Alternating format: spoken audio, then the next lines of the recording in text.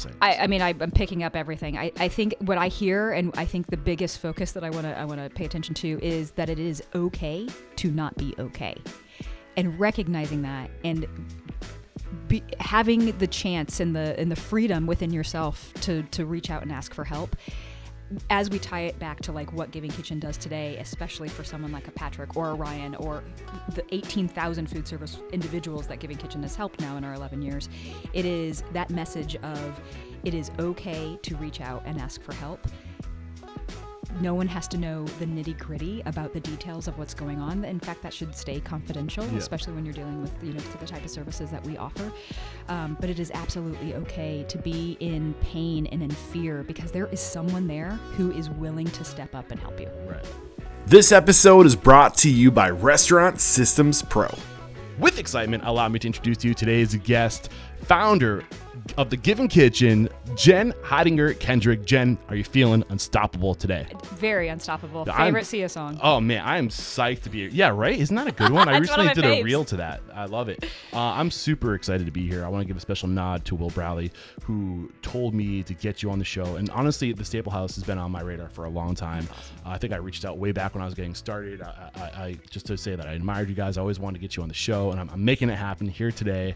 An extension of the Staplehouse, at least, and what you're doing with the Giving Kitchen. I can't wait to dive into it. But let's get that motivational, inspirational ball rolling with a success quote or mantra. What do you got for us? One of my favorites from my late husband, Ryan Hidinger. It is, anything long-lasting or worthwhile takes time and complete surrender. I had a feeling you were going to go with that one. Why does that resonate with you?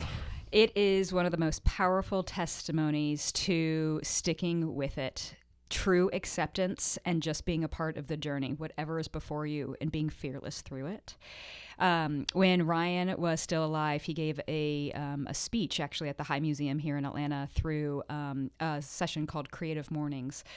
And the room was filled with people. I'll never forget. It was on June 28th, 2013. It happened to be my birthday. And that was something he said to the crowd of people. Anything long-lasting or worthwhile takes time and complete surrender. It's beautiful. And, I think it's so important in this industry, too, because it's so hard. And I think today in the world of just the world we live in, there seems to be like this desire for instant gratification, and we don't have patience to put the work in. And really success in this industry is about persistence over time and just showing up with that vision and that grit. And it does not happen overnight. It takes years. Absolutely. You have to constantly show up, put yourself out there, be available, right? And it's the follow-up too. I think that's the showing up time and time again, is that constant follow-up. And I think what you and Ryan were doing was a beautiful example of that, because you guys, when did you guys first cross paths? How on your timeline? Yeah, so I was actually 17 years old. I was a senior in high school. Ryan was 5 years older, 22. He was working at a catering company nearby. We're both originally from Indianapolis, Indiana. Okay. So I was back home in Indy when we met. I was a cashier and worked in the office, and so I think he thought I was a little older than I actually was, but he would come in to buy packs of Bubblicious bubblegum, just to like come through my line and say hi. And then he asked me out one day, and kind of the rest was history. We started dating all through college, post, and of course, got married here. Wild. Wild. But you had this vision. When did the vision for Staplehouse come into the view? So that was back in 2009 is really kind of when the first prelude to Staplehouse Supper Club started. But I'll even go back just a tiny bit before that. We moved to Atlanta in 2004. We actually, right after I graduated from Indiana University, went on a cross-country road trip. We did not know how long we'd be gone, but we figured this was a great opportunity for us to just see the quote-unquote world, at least our country, and find a place that we wanted to call home. It ended up being Atlanta. In 2004, Ryan had started working in some of Atlanta's just, most beloved restaurants and under some really recognized chefs before he found his home at Muss & Turner's, local sandwich shop, many years ago up in Smyrna, Georgia, just north of the city. And to fast forward just a little bit, he was working there, but we were in Atlanta, and we always had said, like, in order to stay in a city or anywhere really, we really needed to be a part of the fabric of it. Like, for us to feel pulled to stay anywhere, that's what we really needed. Right before his 30th birthday, it was 2008, he was in a really bad car accident that actually set him out of work for 2.5 months. He was working for Muss and Turner, so Ryan Turner, Todd Mussman at the time, and they kept him on payroll, kept him under insurance to be able to allow his recovery from this massive car accident. Oh, wow. And it was kind of one of the, and Giving Kitchen didn't exist at that point. Right. What year was this again? Remind me. 2008. Okay. Yep. And so what it did provide was some time at home for self-reflection, a lot of self-reflection for both of us, but mainly Ryan to say, there was a life-threatening, crisis that happened to me. What is next? Right. And it puts things into perspective. Exactly. And so by January of 2009, so it was just a few months later, we decided to start a supper club out of our home to really, set the horizon on being a part of the community in a different way, and one day wanting to open up something of his own or our own. Can you tell me more about Ryan and give me the listeners a sense of who he was and what he stood for and what the appeal was about him? Yeah, I always say Ryan was a good old Indiana boy. Grew up a Midwesterner. We moved to the South, incredibly well respected, admired, goofy, to be honest. He, as a chef, was very finesse driven, really simplistic with ingredients. You could always tell there was never more than 5 main ingredients to a dish. His food was clean, it was approachable, it was delicious, but his character is really what shone out the most, and I think that's really why it brought community together so fearlessly. Tell me more about the character. He was just kind of this goofy dude. He led with charisma. He was not willing to speak up. He did so in a genuine and compassionate way. He was an incredible listener. He, as a chef, you're in business all the time. You get up early, you're there all day, you go through the night depending on, what shift you're working. But I mean, he worked in fine dining and in this establishment where people were at the focus. He was incredibly committed to his chefs and the line, and just really wanting the best for everybody. And, wanting the best for everybody means you have to really know people. So he's really committed to the human. Yeah. And I like to say behind every great restaurant is a great person or great people. And the restaurant is an extension of who you are, your values, and you will never be a great restaurateur until you become a great person. And it sounds like the outpouring from the community when you got the news, and I know we're not there in your story yet, but that is just a testament to the character. And if you want to be a great restaurateur and you're listening to this, really look in the mirror and ask yourself, who am I and who can I be? And start working towards that if you want to be great. Absolutely. And that's a testament to his bosses and our mentors at the time too. They were restaurateurs. They are still restaurateurs. And it's Best really a people in the testament to, universe, exactly, not just to Ryan, but the people he surrounded himself with, including I love them. what I do. I get to surround myself with all these people. So, and I love that you guys started a supper club. I mean, we're here, a dinner club. Do you prefer dinner club or supper club? We called it an underground supper club. Supper club. Yeah. I mean, it's that if I'm opening a restaurant, I know we're here to talk about Giving Kitchen, but at the same time, I know that you're a restaurateur yourself, and you went through this and you started, the process, and you follow through, even after Ryan's passing. So I think there's lessons that I can pull, but starting small and having a vision and sharing that vision and just starting where you can. And if that means inviting people over for dinner, start there. Absolutely. And just gather the emails. So take us through what you learned by doing that. So we started this underground supper club. We called it Prelude to Staplehouse, knowing Staplehouse was going to be this restaurant we envisioned one day, staples being the things that you craved and loved and wanted to come back to. Okay. House. I was curious about that. Yeah. Thank you for explaining. Yeah, and house being the place you go to get them, right? For us, that's what it was. And it started inside our home, around our dining room table. We would, I'll never forget, the very first email I sent out was it was less than 200 people. It was, and a lot of the people I had on my email list were friends back home who we knew weren't going to come from Indiana, and a few people that I had met over the years that were, a part of my group. And we sent out kind of this blind email with a menu. I remember Ryan and his brother Scott, actually, we would take photos of just food on a prep table, and then his brother Scott would create this graphic and this menu and with a date on it, and we'd send it out in an email, and the first 10 people to reply were were the ones who got seats. And that's exactly how it happened. The first couple of dinners took a couple of days to sell out. We would host these. I mean, Ryan obviously worked every night. I worked days at the time. We had one day off that we had together. It was always on Sundays. And so we chose Sunday nights to be the time that we would host guests in our home. Strangers 99% of the time. Again, we would send those emails out. They would be first come, first served. We'd ask for a donation. We'd gather 10. Ryan would cook a 5-course dinner. I would serve and host. Strangers would come into the house. They would look at the house before they came in and kind of shake their head like, what did we get ourselves into? Because this was really uncommon. You know, these things were happening in New York and San Francisco and LA and Seattle, not really in Atlanta. And so it was this amazing kind of visual that I fondly look back on of just like hesitation turned. The most inspiring thing to me is what I have seen stem from that.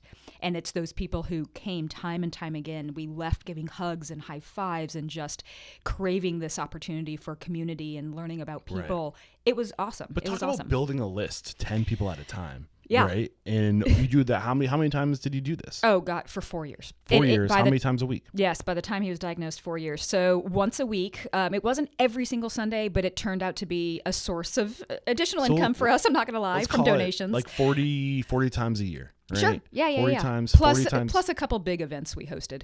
Yeah. Yeah. So, I mean, I think, just starting small and how can you get more intimate than inviting somebody into your home to share your story and to feed them? Like, that's a customer for life right there. I think so. And you're setting that foundation of these, like, of your regulars. It's so important. You're collecting their emails because they have to, I mean, you're emailing them, they're signing up to come, right? So you have you're building this list. It's such a smart way to get started. I love it. And it's, how much did it cost? Well, I mean, it was cost of goods. Yeah. And then some donations. But I want to reflect on that a little bit because, I mean, you're exactly right. Our restaurants that we go into is an extension of our homes. And I need the community of people who are not in food service to really hear that. The restaurants that you go into are an extension of those homes to get to learn about humans, right, and the opportunity to celebrate or mourn or whatever it might be around a table. And you parallel it to like what a great opportunity for us to get to learn about people in the city and all that in our home. It is the exact same way that our restaurants get to do it. They show their skills, they show their love, they show their people's skills around just wanting to learn about their guests. It's the exact same extension. It really was a kind of a powerful movement. And I'm happy you said that because I think that we put so much emphasis on being amazing hosts, and that the relationship between host and guest has become very transactional, and to the point where I think I feel comfortable saying is that people need to remember how to be guests again. For sure. If you didn't like it, that's fine. Yeah. Like, speak with your money. Like, just don't go back. You don't need to like pull someone's name and like destroy a restaurant and like blow them up online. It's just rude. Yeah, it is. It's just rude. And it's this culture we live in today where it's just like, what are we doing? Yeah. But should be more about uplifting. For 100%. Okay, so let's get into 2012.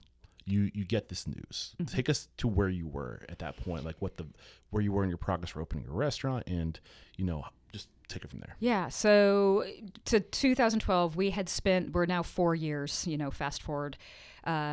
This idea of opening up a restaurant turned into just for Ryan for Jen and Ryan. This was an idea we wanted to pursue. We built a business plan. We talked to banks. We met investors. Again, people who were coming into our home to dine became some of our original investors. They became the people that we went to for relationships with banks and guarantor. Everything you can think of, it happened around this dining room table. And we finally get to 2012. We're about the summertime. Everything started to come together. We had found a space. We had found a bank who was willing to back us. We found some guarantors. Everything just started to come into place. And then our wedding anniversary was in November. We had, I gave him a gift to get to New York City to try the food there. He had, as a chef, had never been to New York, right? What a gift. Very fun. We could only afford a ticket to get there for like 12 hours though. Okay. So I couldn't even afford a hotel, but I was like, go, be there, have some fun, eat, come back. He ended up taking my former business partner, Ryan Smith, with him that day, and they came back the same night. But it was the very next day that he started feeling really sick. This was December timeframe in 2012. Started to miss a few days of work. Never happened. He never missed a day of work. Sleepless nights, never happened. we ended up sending him to the doctor to get an ultrasound, found some abnormalities. So it led to an MRI. And on December 21st of 2012, we sat across from an oncologist who said, you've got 6 months to live. We found cancer. It's gallbladder cancer. It's stage 4. It had metastasized to his liver and his lungs. And it was a terminal cancer diagnosis. Oh man, that's scary. I mean, as somebody who has gallstones and who recently did not feel good, and man, yeah. And I went through. Luckily, it was just stones, But like, I'm just trying to imagine, like, if I got the news that was basically cancer, like, I don't know what would be going through. Like, at the same age, too, 37 years old. Like, how do you even take that news? Like, take us to, like, how did he take it? How did you take it? What were you feeling? I always kind of give the visual, because you take the news as you take the news. We've all been struck by tragedy. Death is everywhere. Cancer is so common. I remember for me, in my experience, it was a small room. It had yellow walls. I remember the doctor sitting actually on the patient chair where the paper is. And Ryan and I was sitting on Ryan's lap, and we were just in a side chair. And I remember looking over at a computer screen almost about that size. And it, kind of quiet, a little bit of white noise, and just sheer shock. Right. And that lasted for a long time, the shock. I remember we left, and Ryan had actually said, I would love for you to make those initial phone calls. And I remember he went home, and we took a nap. It was a Friday evening. So he laid down while I made some initial phone calls, and the first 2 were to immediate family on both sides. And then my third phone call was to Ryan Turner of Muss & Turner's, his boss, a mentor to us both. I will literally never forget that third phone call, because it really changed the trajectory of how food service has an opportunity more so today than ever before. Right. Can you take us to that phone call? I called. Turner was in the middle of service. He knew that we were going to have an MRI. And I said, I need you to step aside and step out so you have some quiet space. And I said, here's the news. This is what we were just told. I remember it being a little quiet on the other end of the line. And I remember him saying, I'll be back. And it was within days, hours even, that they came over to our home, Muss & Turner, and sat around our dining room table with Ryan and I, and basically said, let us help you. We know how to do several things really, really well, but throwing a party, a fundraiser, is definitely one of those. Gathering people, gathering community to uplift somebody else is something that this hospitality community knows how to do. So let us help you. And we said, okay. Yeah. As a young couple, and even young or older, that's the sense of pride is rampant and heavy, and it's really hard to accept that help. We were so focused on Ryan's medical journey that, of course, the answer was do what you think you want to do to help us. And it was a pivotal moment. Within 3.5 weeks, a community came together. About 1,000 people showed up. A fundraiser was named and deemed Team Heidi. Heidi ends up being short for Ryan's last name, Hidinger. It was his nickname in high school. We played high school basketball, so Heidi. And it was the only way I could get his attention in a crowd full of people was to, instead of saying Ryan, everybody's name is Ryan, I would say Heidi, and he would turn around and look at me. So Team Heidi was born, and in, again, 3.5 weeks, about 1,000 people showed up at King Plow Arts Space right over here on the west side of Atlanta. 45 of Atlanta's most beloved restaurants and bartenders showed up, live music, an auction. I'll never forget Ryan standing on stage in front of strangers, many friends, but many strangers also, saying and declaring his cancer diagnosis a gift, because look at what it had done was to bring people together for one common purpose. And the narrative in my head, like this mantra that's running through my head, is like, in the restaurant industry, we've been conditioned to write the end of the story, because shit hits the fan in this industry. Mm-hmm. Like, there's gonna be something that happens. We can't knock it out of the park all the time. And even if there's a bad experience, we're just so conditioned to make the best out of it, because we can still write the end of the story.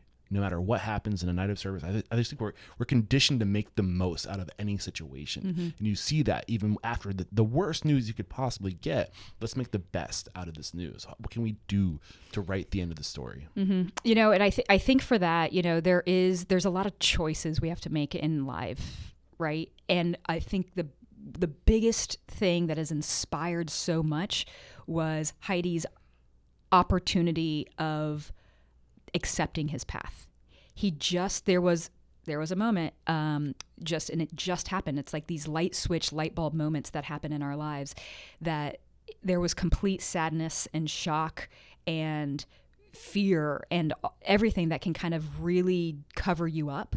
And one day light shone in, and there was just this, I just am going to choose to accept this and see what happens. And he led his entire final year in that mindset. It was incredibly inspiring for people to watch. Now's a good time to take a break to thank our sponsors, and we'll be right back to talk about what happened from this moment on.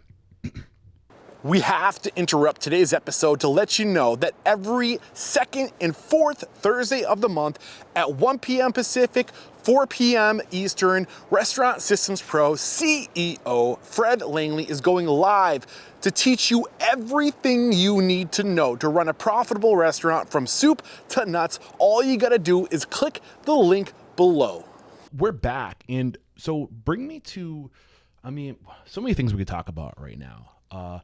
Where would you like to go? I'm curious. Like, what do you think needs to be brought to the conversation first? You know, I think speaking about the origin story is really important. And that's just my story, right? That's my story, and some family members, and everybody, even within Ryan's family, has their own personal story. I think the spark is that, you know, there is a giving kitchen story for everyone, and it's this idea of what tragedy turned to triumph, to be honest, and kind of what happened around that inspiration to really spark this idea of a nonprofit that now helps every food service worker in the United States. Right. And I think one thing that I want to bring to the surface of today's conversation is just acknowledging the issue that's within our industry of people just not taking care of themselves. It's such a head down, 70 hours a week, work. My health comes last. It's all about everybody else but me. Yeah. There's like this culture that we have until sometimes it's too late. And I want to share an example of some folks that I recently had on the show, Patrick and Timmery Shibley, out of Wichita, Kansas, the Doodah Diner. I don't know if you've ever heard of them. A week before Patrick was diagnosed with prostate cancer, I interviewed them, and I got to be there, and I could see what he was going through. He was just like, she gave me some numbers, 407 PSA. Does that mean anything to you? Not at the moment, but maybe it will. It's like a way to like measure, I think it's white blood cells or something, or like, it's been a while, but yes. And I don't know anything about this. Fortunately, I haven't had to learn a lot about this sort of things, but apparently that is off the charts. And he was working. And Patrick, I hope I'm not oversharing. They thought it was he had hemorrhoids, you know, and it turns out he had, like, I want to say stage 3 cancer or something like that. And they had known for a long time, but he thought that he fell. He was working. He slipped. He fell off the back of his pickup truck, and he just thought that he was getting old. He had like a broken back. He had torn rotator cuff, and he had all this stuff going on. He just kept showing up and working. Listen to your body. Don't keep going. Prostate cancer is one of the easiest things to come back from. Not easy, but the highest odds of, you know, a good outcome. It could have been curable. Don't do that to yourself. What's going through your mind as I'm saying this? I'm picking up everything. I think what I hear, and I think the biggest focus that I want to pay attention to, is that it is okay to not be okay, and recognizing that, and having the chance and the freedom within yourself to reach out and ask for help. As we tie it back to like what Giving Kitchen does today, especially for someone like a Patrick or a Ryan or the 18,000 food service individuals that Giving Kitchen has helped now in our 11 years, it is that message of it is okay to reach out and ask for help. no one has to know the nitty gritty about the details of what's going on. In fact, that should stay confidential, especially when you're dealing with, to the type of services that we offer. But it is absolutely okay to be in pain and in fear, because there is someone there who is willing to step up and help you. Right. Yeah. It's just so important. It's just so important to speak in that. And I think we're so used to carrying the weight of the shoulder, or the weight of the world's on our shoulders. Mm-hmm. We just go, and we just don't know how. Like, we feel like we have to pull, and like we can't show any sign of weakness. Mm-hmm. But it's so important that you ask for help. So, paint the picture. I mean, do you want to talk more about Staplehouse? Because I know that you guys ended up opening 2016, right? We did. It was 2015. So Ryan ended up passing in January of 2014. He was able to see the formation, this budding of Giving Kitchen start. Beautiful. He was not able to see Staplehouse open. However, at that time, I ended up going into partnership with my with Hidinger's sister, Kara Hidinger, and Ryan Smith, her husband. So my in-laws. And former business partners, but we ended up seeing Staplehouse come to fruition in September of 2015. We started off as, back then in origin was, casual fine dining. We had a tasting menu. Incredible. There was some accolades that came in 2016 through the James Beard Foundation, as recognized as one of the country's best new restaurants. Later that year, Bon Appetit named us the best new restaurant in America. It was incredible. This opportunity to have this symbiotic relationship with a nonprofit, the idea of, this restaurant being this kind of beacon of hope in food and service. And at the end of the day, what it was also doing was, offering light to this idea of giving back to community and giving back to food service workers when they need it. I was just going to say there was this synergy of Giving Kitchen as a nonprofit parent and Staplehouse as the for-profit subsidiary of the nonprofit, and that lasted until Giving Kitchen sold it actually in 2020. So I came on to Giving Kitchen and to be with our staff over here full time in 2019. I left my partnership with Staplehouse, Giving Kitchen, then sold it to Ryan Smith and Kara Hidinger back in 2020. Any lessons about restaurant? I mean, we're here to create awareness about the Giving Kitchen and to hopefully dive more into that as the conversation progresses. But I honestly, as a restaurant business podcast, it's so hard for me to gloss over the business side of things, the restaurant business side of things. So what knowledge, wisdom, advice, mentorship do you have? What were the challenges with running the restaurant? Anything along those lines that you can share before we move on? For having three people in business together, there was, you hear often about that three-legged stool, if you will. Ryan Smith is an exceptional chef. He's one of the best in the United States. I mean, he really kind of deserves all the accolades. So we've got somebody in the kitchen and in food and running that. And then with Kara, both Kara and Ryan too, they come from hospitality. That is what they, through high school, post-college, their entire adult career has always been in food service. So they were true experts at it.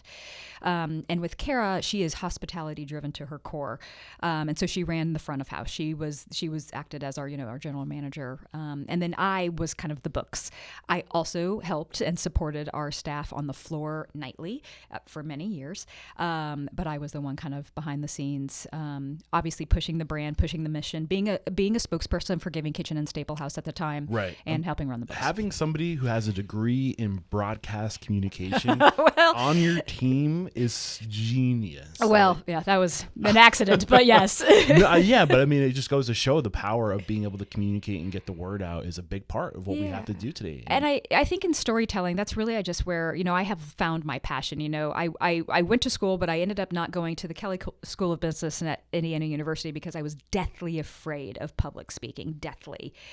And it is just fascinating still to me today that this is all I do all day, every day. Storytell to one to thousands, doesn't matter. I'm just so inspired by what I know sharing and opening yourself does for other people. I've seen it in my own life, and I've seen it in others now 100%. So as a restaurateur, a restaurant owner, what were your biggest struggles with the business side of running a restaurant? Yeah, like I said, we all brought our gifts. Working with family, there's also challenges. I mean, there's working with kind of your family. You're in there, like you said, 70 plus hours a week. Right. They become your family no matter what.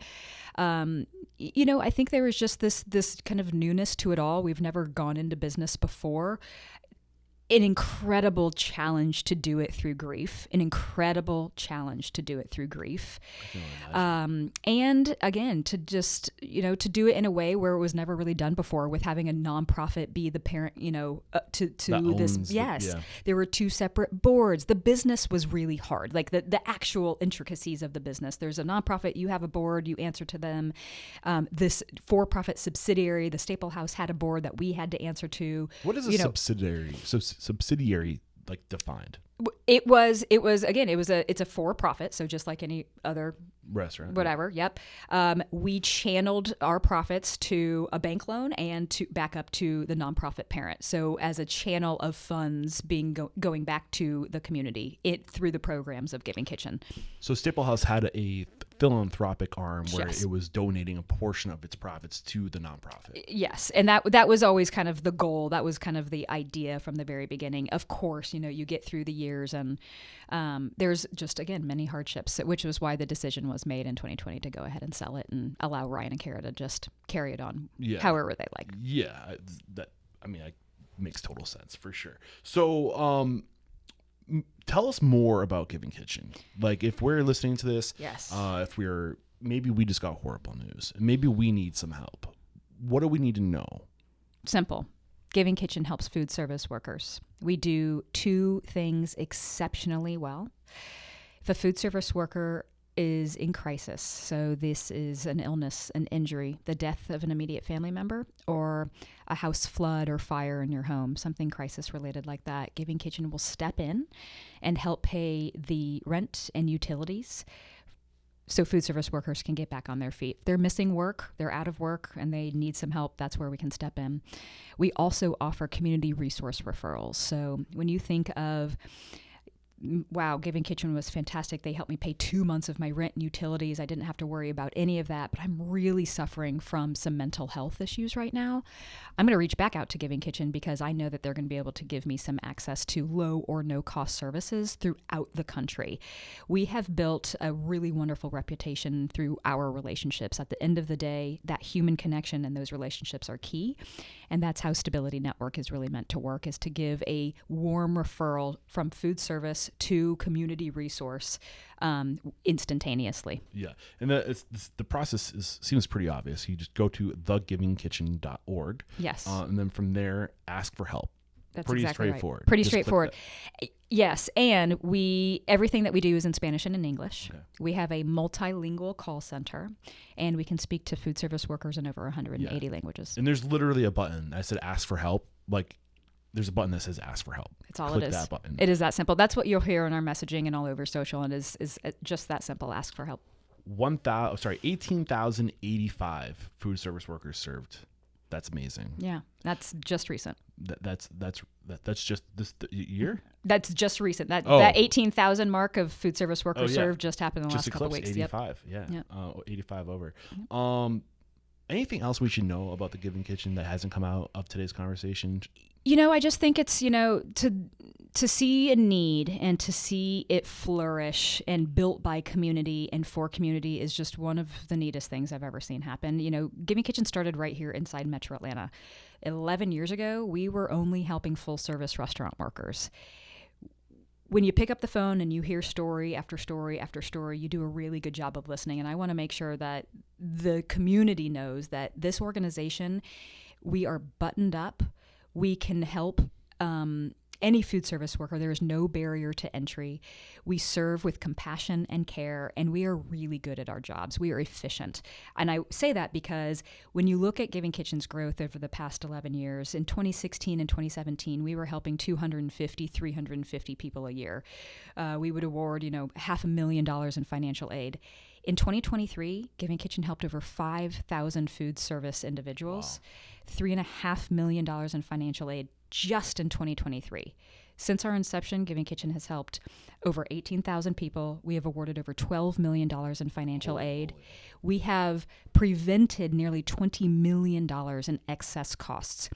we've done calculations. We did a calculation in a project with Georgia Tech a few years ago here in Atlanta. For every dollar out is $1.65 saved, and that's a very conservative estimate. So when you're looking at the eviction, late fees on hospital statements or eviction, fees, all of that adds up, and that's nearly $20 million in excess costs that this agency has provided just by helping our food service community. There's I feel like a lot of nonprofits associated with the restaurant industry. A lot of people have gotten the privilege of talking. There's just so much good that spurs out of the restaurant industry. If we're somebody who wants to start a nonprofit, what advice do you have? Like, what are some good things you can do? You've been doing this for 10 years now, over 10 years, I want to say. Like, what have you learned about creating a nonprofit and having it thrive? I would love, the common language is, we would love to be out of a job, because nonprofits shouldn't exist. But the reality is that this idea of having social services available for people is not going anywhere anytime soon. I think there are a tremendous amount of not-for-profit agencies out there doing exceptional work for communities, to uplift communities, to bring dignity to individuals, to provide opportunity and stability to individuals. If there's an idea that's out there, do your research. There's probably something that already exists, and there's no reason why you can't band, and join forces to make something stronger. It would be my number one. Yeah. Back when Giving Kitchen was born, there wasn't anything. Hence why it's been so successful, and with other, similar things that have been brought up over the, past 10 plus years as well. And I think for anybody who's really passionate about service, not just hospitality, food service, I mean like in service of others, honing in on your mission. What is it that you really want to do, and you can measure impact, not just making a difference, but measuring impact. How do you measure impact? It's not, I'll give a very clear example. It is not just about the food service individual that we are helping. It is that ripple effect within community. It's the household members. It's the number of children.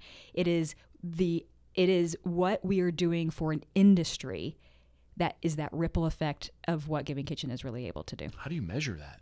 We do a lot of data collecting. We measure the individuals who come to us. We do pre and post surveys for our intake. We measure health scores and mental health scores, and any demographic, data that you can save and track. That's what we do. So we do a lot of client testimonials. Yeah. Whoever's willing to share their story, we're there to listen. And I think there was a message that kind of squeezed through all that information you just shared us, and it's this idea that when you started this, you were looking for help and it didn't exist, and you created the Is it a nonprofit or a not-for-profit? I think it's one and the same. What is the difference if there is one? I don't know if I've. That's a great question. Actually, I'm not sure if I've. There is a difference. Yes. I've heard the two. I know there's a difference. I just don't know what it is. I'll have to ask our teammates. Gotcha. Next door. Gotcha.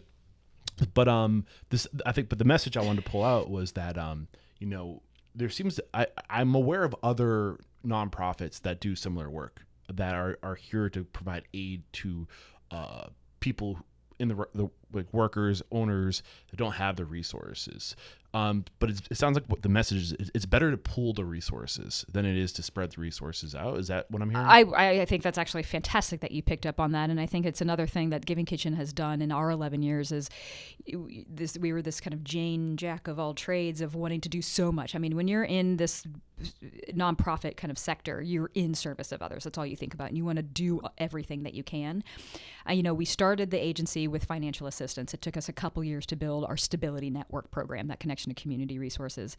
And all through that, we would, anytime an idea would come our way, we were like, let's try that too. Let's do this event. Let's try this campaign. Let's XYZ. It took us a really long time. And in fact, COVID coming to us in 2020 was kind of the watershed moment for Giving Kitchen, where all the gaps that we had, all of those leaks that they came to us in 2020. All of a sudden, when COVID hit, we were seeing 20 times the volume of clients coming to us and asking for help. Yeah. We had a 13 person staff. I mean, we were really small, and this moment came where just all the floodgates opened, and we had an opportunity to say no in a really compassionate way and really hone in and make our message more concise. It wasn't until 2020 when we finally finally came to the realization of, we are Giving Kitchen, we help food service workers. The only thing we are asking is for people to come to us and we will do the rest of the work. There's no reason that we need to put parameters on, well, hey, you're not, again, as I said, we started inside full service restaurants. Well, now we help anybody in commercial food service. So no longer do we have to say, oh, well, you work in this establishment, but because you work in a cafe, we can't help you. That's not the case anymore. Anybody who works in a full service restaurant, quick service, fast food, catering, concessions, food trucks, cafeterias, bars, tap rooms, they are in food service and we are here to have their backs. So in doing the research to get ready for today's conversation, I went and I just Google search, obviously what most people do. And I went and I saw instantly that you had a 4.4 Google review. And I was like, I was thinking to myself, how can something so goodwilled, like, how is it not a 5.0? I instantly had to see that, right? And then I was like, I have to read these reviews. And what's going through my mind right now is like the world we live in with just like, I mean, I do not want your job. And hear me out. I think the work you're doing is amazing. Obviously, you only have so many resources, and there's such a demand for people in need. Or you have limited resources, and there's more people in need than you have resources for. Is that safe to say? Sure. Yeah. How do you decide? Like that is why I don't want your job. How do you decide? Luckily, I'm not the one who does it. We've got a programs team of committed social workers who are trained social workers, again, a multilingual call center. The opportunity for a food service worker to come and ask for help to the time that they actually receive financial aid or community resources can be within 24 hours. Let me put that into perspective. That 2016, 2017 timeframe when I said we only helped a few hundred people a year, that was a 45 to 60 day turnaround for somebody in crisis saying, I need help yesterday, please help. About a month and a half would go by and they would finally receive a check. Great, because that was progress. Today, we can turn a check around within 7 to 10 business days. Wow. When somebody's facing an eviction, 24 hours. There are community resources that are automatically in people's inboxes or a text message. If a food service worker needs one-on-one case management to get access to something really specific, we will set up a meeting and we will do that over the phone. So again, I don't make the judgment. Our programs team does, but we do that by saying, if you are in food service and you need help, we have something available for you. Yeah, I mean, it just goes to show. Like I felt bad for restaurants with the reviews that people leave online being outrageous, and I hope you didn't mind me sharing that, but it was just like I didn't know. Yeah, it's just to me, it's just like, oh my God, like, and I get some people like are feeling desperate and they want to go for help and they maybe don't get the help they're looking for or hope they were hoping for or something. And Sure. They just turn to like disparity to like out of anger or whatever. But like, what are some of the things that are disqualifying? Let me ask that question. I think that's actually a great question for maybe why the 4.4 are funny. Right. Let's get that up to 5, everybody. If you're not in food service, you don't qualify. Okay. And honestly, that happens a lot. If there's like a food service, I don't know, I can't even think of an example right off the top of my head right at the moment, but we may be at a grocery store or something. There is an adjacent-esque, but they wouldn't qualify. Or there isn't there wasn't a financial crisis that happened. Maybe we offered, a community resource of some sort, but it just wasn't maybe the best somebody thought otherwise. That would maybe be why. And again, I don't want your job because it must be so hard to turn people away who are in help. Maybe it's not for the reasons you exist to serve, but people are still in help, and I can only imagine what that must be like. Sure. I don't like turning people away who want to be guests on the podcast. I can't imagine turning somebody away who needs help. Yeah. Well, I will say this, we have never in our history, and just to maybe button that up, Thank you. Never in our 11 years have we turned away a qualifying client who has come Thank to you for Giving clarifying Kitchen. that. Yes. I appreciate that. One more quick break to thank our sponsor, and then I want to talk about how we can support what you're doing, and then we talk about the future of the industry. We have to interrupt today's episode to let you know that every second and fourth Thursday of the month at 1 p.m. Pacific, 4 p.m. Eastern, Restaurant Systems Pro CEO Fred Langley is going live to teach you everything you need to know to run a profitable restaurant from soup to nuts. All you gotta do is click the link below. We're back. One thing I want to make sure we cover. So we talked about how you get help in the work you do, but how can we contribute? How can we join forces and pooled our resources? Giving Kitchen is growing rapidly. I made a statistic, a little earlier in the show where we helped over 5,000 food service workers just in 2023. We will help 10,000 food service workers in 2024. And our goal is to help 100,000 food service workers by 2030. And it's real. We can't do that work without community support. And that's not just community in Atlanta or in the Southeast, which is where we're really heavy, and engaged right now. But we are really becoming a national organization. We will help food service workers across the United States. So we are a national organization, but not everybody knows about us. Giving Kitchen, in my heart, should be a household name. Giving Kitchen should be the very first thing not only food service workers think about, but those who love food service. 50% of us have worked in food service in our life. 90% of us are probably going to go out to eat this week. It's just this tangible thing that we're a part of every single day.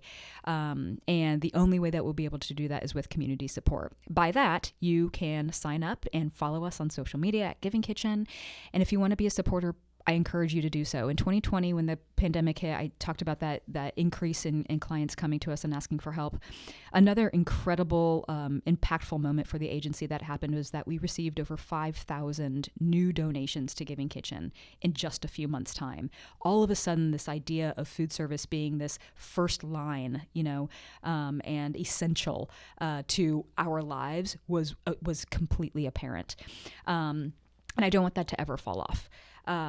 So we are growing as an organization. We are at our core, we fundraise and we mission drive. And so at the end of the day, if you know a food service worker and they need help, remember Giving Kitchen, because when they're in crisis, they're not going to think about asking for help. They won't. We've seen it for 11 years.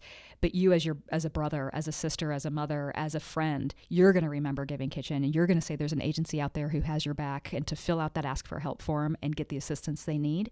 And if you're so inclined and have the opportunity to donate, I don't care if it's $5 or $50,000 or more, we've got plenty of programs, campaigns, and partnerships that we work throughout the year to accept those donations.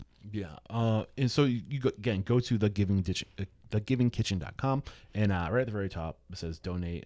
There's a whole basically instructions on how you can get involved if you want to learn more. And you said something earlier that I want to resurface, and I was planning on going here anyway, but you said nonprofits shouldn't even exist, right? So on that note, what do you think needs to change about our industry? Like if my mission statement is to inspire, empower, and transform the industry, what has to transform about the industry to put the Giving Kitchen out of business? I want to be super clear. I think that's a great question. There is absolutely nothing wrong about this industry. Giving Kitchen and this industry, it is not about what's wrong with this industry. It's about everything that is right with this industry. An industry that shows up time and time again, puts themselves out there in service of our guests, so our guests and people in our community can enjoy food, celebration, etc.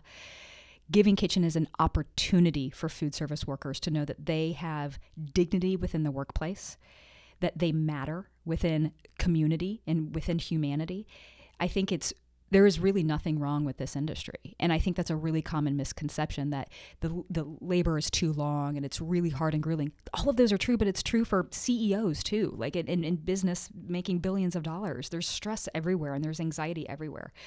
Nonprofits and, within this sector, again, I think it's a broader discussion, right? It's about federal government and local governments also too. Let me reframe the question. What needs to change about the world to make the restaurant industry be able to do what it should be able to do? That I love. I think there has to be a constant reminder of showing up in grace and in kindness. And at the end of the day, we're all here for a really short time. Why can't restaurants afford to give their people health care? The margins are tight. Not everybody knows that restaurants run on cost of goods and labor, and there's not many out there who have health insurance to be able to cover, their employees. It's a really tight business. And again, when you compare that to like what you're getting out of it from a consumer basis, it's just not How do we equal. change that?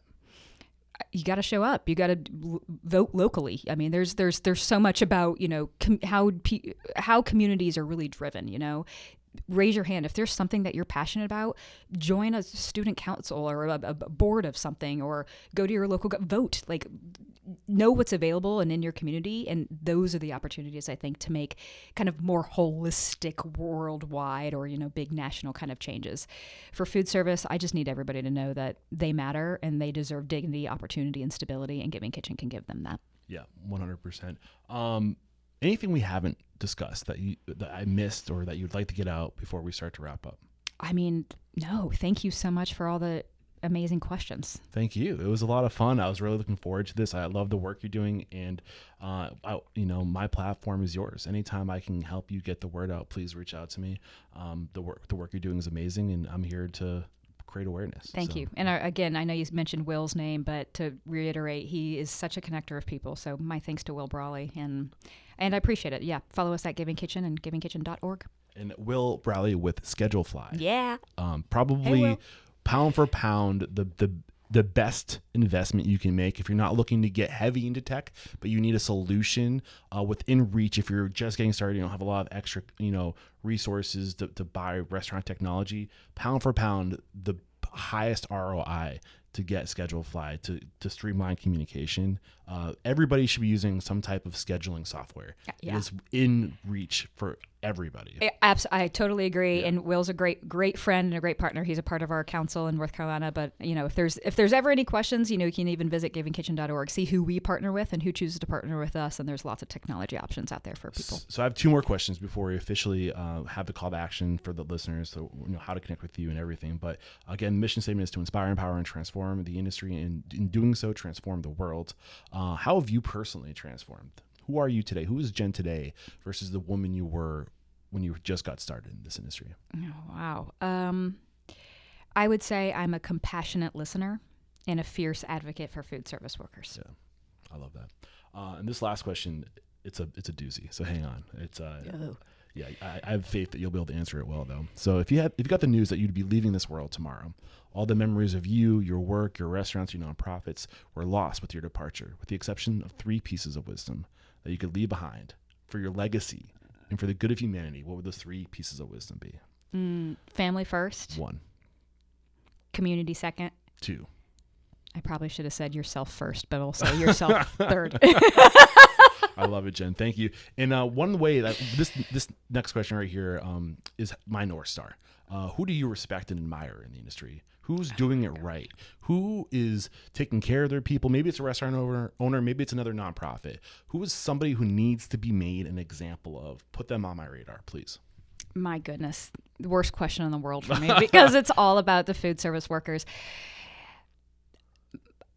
Oh gosh, it's so hard to answer. There's really too many. I'm not going to single anybody out. Okay. But I'm going to say I just want people to show up. I want you to tip well when you go out to eat. Just be mindful. Everybody's got a favorite bartender or chef or dishwasher, and again, this is our family. I just want you to show up for them. And what's the call to action? How can we connect? Follow us at Giving Kitchen and visit givingkitchen.org. Make sure food service workers know to ask for help. Instagram handle? At Giving Kitchen. Got it. Jen, this is when I say there is no questioning. You are unstoppable. Thank you. Thank you. Cheers.